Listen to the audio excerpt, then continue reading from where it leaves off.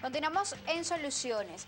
El que haya transcurrido un mes desde que se inició este conflicto en la frontera colombo-venezolana, quizás, o para que se diera esta reunión que hoy se va a concretar en Quito, da cuenta de la capacidad que hay de repente entre, digamos, el Estado venezolano o en el Estado venezolano para sentarse a dialogar, para iniciar un proceso de paz.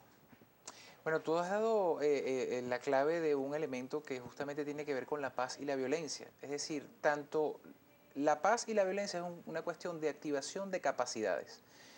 Esto nos hace distanciarnos de esa visión que muchas veces también nos aleja de la paz, que es que, bueno, hay actores pacíficos y hay actores violentos.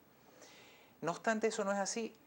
Cualquier actor puede promover sus capacidades para la paz o sus capacidades para la violencia. Un caso, bueno, histórico es el caso de Nelson Mandela, quien sus primeros años de vida ensayó por la vía violenta pues su proyecto de vida, su idea política, y después de haber sufrido mucha violencia él sale con una visión renovada de la vida y se convierte en un promotor de la paz, ¿no? Entonces, fíjense, es el caso de cómo una persona que en algún momento pudo haber defendido la violencia, decide voluntariamente en otro momento defender y promover la paz, ¿no?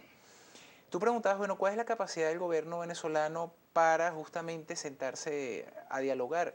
Bueno, el gobierno de Venezuela, el actual gobierno de Venezuela y el anterior, el del presidente Chávez, no ha sido muy, vamos a decir así, diestro y amigo de sentarse a una mesa a dialogar, a ceder.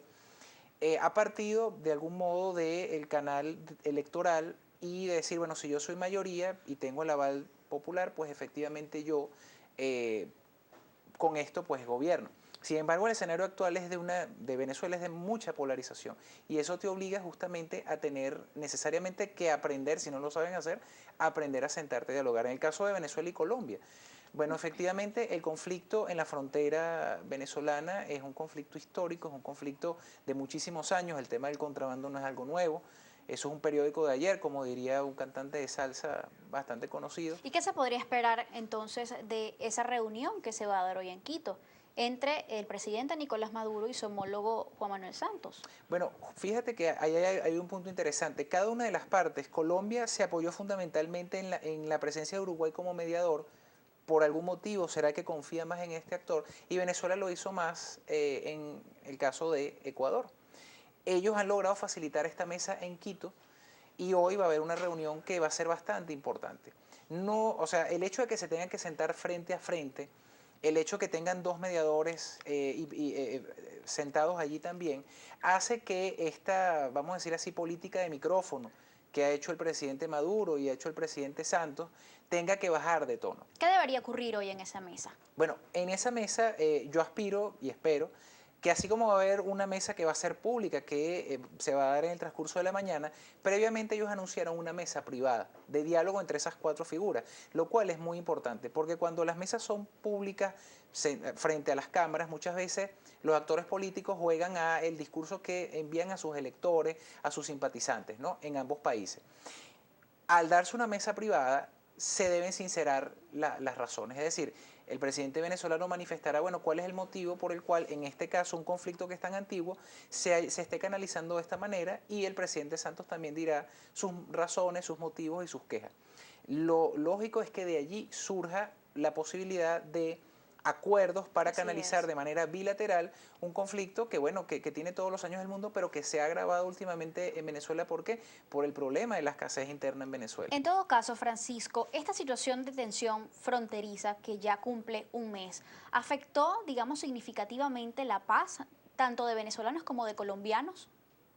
Bueno, fíjate, los medios de comunicación tienen una responsabilidad muy grande en esto. Normalmente los medios, tanto en Colombia como en Venezuela, se hacen mayoritariamente eco de la problemática que se vive allí. Efectivamente, ha habido un problema bastante serio con los migrantes colombianos en Venezuela que han sido nuevamente regresados allí a Colombia. Que bueno, que tendrá que analizarse. Hay organizaciones de derechos humanos como Provea, que es una ONG bastante seria que dice que hay efectivamente casos de violación de derechos humanos, el gobierno nacional lo niega, Pero en todo caso, efectivamente, este es un problema que ha afectado un poco la dinámica entre Venezuela y Colombia. Recordemos que la frontera, Natalie, es movilidad, es integración, y esa frontera específicamente, la colombo-venezolana, se caracteriza justamente porque muchos venezolanos van a Colombia y colombianos van a Venezuela permanentemente. Hay como una identidad fronteriza.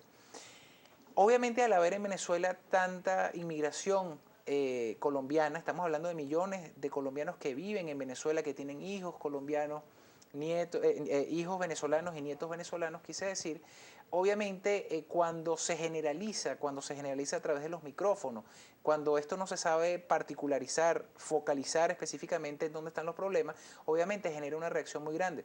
Lo decía el micro del inicio, Venezuela es un país de muchísimo mestizaje, es un país que justamente por eso nos diferenciamos y por los procesos de igualación social y de distribución de la riqueza producto del petróleo, nos caracterizamos por ser un país más bien de acogida, de recepción y de relativamente fácil integración de aquellas personas que vienen de otros países. Es decir, que quizás muchos venezolanos pudieron haber estado en contra de las medidas o la forma como se ejecutaron ciertas medidas en la frontera. Ese es otro punto importante. Fíjate que el tema de las formas es fundamental. Es decir, puede ser que el gobierno nacional tenga razón en sus motivos para tomar ciertas medidas que de algún modo se deban llevar a cabo en la frontera, pero el tema de las formas cómo se lleva, la forma en que eso se transmite a través de los medios de comunicación por propios voceros del Estado, pues obviamente ha generado un malestar bastante grande en la población. ¿Es necesario que se inicie un proceso de paz entre Colombia y Venezuela a partir de lo que ocurrió en la frontera? Bueno, lo que estamos viendo y que vamos a ver el día de hoy y que nos informaremos a través de las noticias qué pasó en Quito entre Nicolás Maduro y Juan Manuel Santos, podría decirse que es un microproceso de paz. Efectivamente hay un conflicto nuevo que ha escalado en tensión y hoy vamos a ver si ambas partes se ponen de acuerdo. Es interesante que ambas partes han legitimado un mediador, Uruguay y Ecuador, eso es un punto importante. ¿Y cuán importante es que existan los mediadores en esa reunión?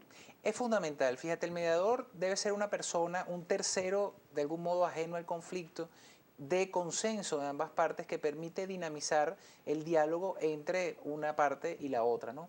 Recuerdo que en esta mesa que se dio aquí en Venezuela estuvo el Vaticano en presencia del nuncio apostólico y 3 cancilleres de UNASUR. Eso obviamente permitió facilitar, es decir, bueno, yo me siento un poco más cómodo con que esté esta parte allí, porque al fin y al cabo eso va a permitir que la otra parte también tenga que bajar la tensión y centrarse más en el problema y no en la persona. Una de las grandes preocupaciones que manifestaba el coordinador de Naciones Unidas en Colombia era la posible retaliación, digamos, a partir de esta situación de la frontera en lo que tiene que ver con el proceso de paz que se está llevando a cabo entre el gobierno colombiano, el Estado colombiano y las FARC, en el que Venezuela además funge como acompañante. Llama mucho la atención y él destacaba que podría ser muy grave el que Venezuela quizás decidiera retirarse o dejar de acompañar ese proceso de paz. ¿Es esto así? A ver, sería importante, y si hay suficiente madurez y manejo profesional del conflicto, debería tratarse de una manera distinta. Es decir, debería abordarse de una manera, vamos a decir así, separada, lo que es el conflicto actual entre Venezuela y Colombia y lo que tiene que ver con la facilitación del proceso de paz que se está dando en La Habana. Es decir, que una cosa no debería perjudicar la otra. Si se maneja de manera profesional, así debería ser. Pero el problema es que últimamente vemos que tanto en Colombia como en Venezuela, el manejo de las pasiones por parte de los dirigentes políticos a veces los hacen tomar decisiones que no son las más acertadas y las más favorables para promover la paz no solo a nivel bilateral, sino en otros contextos como es el caso de... Se creó este fin de semana, Francisco, el Movimiento Bolivariano de Colombianos por la Paz, una medida, pues digamos, en la que se busca registrar a todos los colombianos que se encuentren en Venezuela, digamos, que estén residentes en este país legalmente y que digamos, quieran promover la paz a pesar de este conflicto que hay en la frontera. ¿Consideras tú que eso es una medida, digamos, que verdaderamente promueve la paz a pesar de lo que ocurrió? Siempre que se creen organizaciones que busquen integrar y que busquen promover la paz, son bienvenidas, porque se sintonizan en una tónica que no es la de la violencia, sino la de la promoción de los valores de convivencia, de integración, de, bueno, justamente de integración del migrante en otro país, ¿no? Sin embargo, yo me temo, y yo espero que no sea así, que esta organización sea llevada por el mar de la polarización, ¿no? Por esa dinámica tan perversa que es la polarización y que lamentablemente ha sentenciado a muerte tantas iniciativas positivas que se han dado en Venezuela. La polarización te pone en un ámbito blanco o negro y no ve los grises que hay allí en el medio, los cromatismos que son tan importantes. ¿Qué puede hacer el venezolano común para aportar en la resolución de este conflicto que hay? Bueno, fundamentalmente en el conflicto entre Colombia y Venezuela, lo que nosotros tenemos que hacer como venezolanos es entender que son muchos más los elementos comunes que tenemos entre ambas naciones. Hay una historia común, hay todo un proceso, vamos a decir así, cultural, hay millones de migrantes colombianos que ya se hicieron venezolanos, que tienen hijos y nietos venezolanos. Entender que nosotros hemos sido capaces los venezolanos de acoger no solamente a esta nacionalidad, sino otras personas que han venido del sur del continente, de Asia, de Europa, de África, de los países árabes, y que lo hemos hecho de manera exitosa. Por algo los venezolanos somos conocidos justamente por esa capacidad de integrar fácilmente a personas de otros países. Es decir, no dar espacio a la discriminación. Frente a circunstancias, además, en las que pues, es evidente los altos índices de violencia en los que vive nuestro país, estamos viendo, digamos, con cada vez más frecuencia casos de linchamientos en los que las personas pues, toman la justicia por sus manos.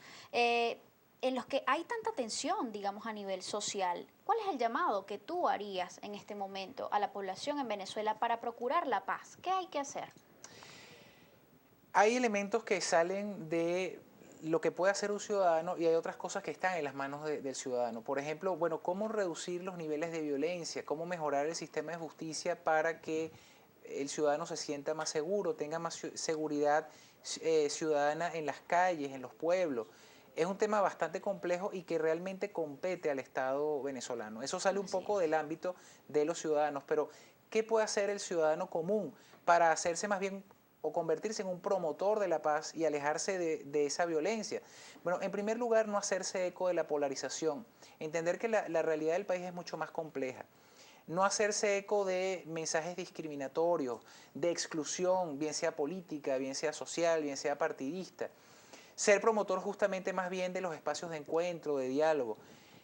Y yo creo que algo que es fundamental y que hay un filósofo chileno que es Darío Salas Sommer, director del Instituto Filosófico Hermético, que nos dice, entre muchas de sus obras, que fundamentalmente el problema de los seres humanos, del problema del planeta, es que los seres humanos no son capaces de identificar, vivir en el momento presente, estar en el momento presente, sino que permanentemente estamos o en el pasado o en el futuro, nos dejamos llevar por la cotidianidad de la vida y no nos centramos en el ser, en nuestra respiración, en estar allí. Así es. Mientras nosotros logremos estar en el momento presente, siendo conscientes de nuestra respiración y de nuestra existencia, vamos a aumentar nuestra conciencia y vamos a poder promover la paz desde nosotros mismos. Así es necesario vivir el hoy para cultivar la paz. Así es. Muchísimas gracias a Francisco Alfaro por habernos acompañado durante la mañana de hoy, hablarnos de todo lo que son los procesos de paz, ponerlo en el contexto, digamos, actual y ver cómo nosotros como ciudadanos podemos también promover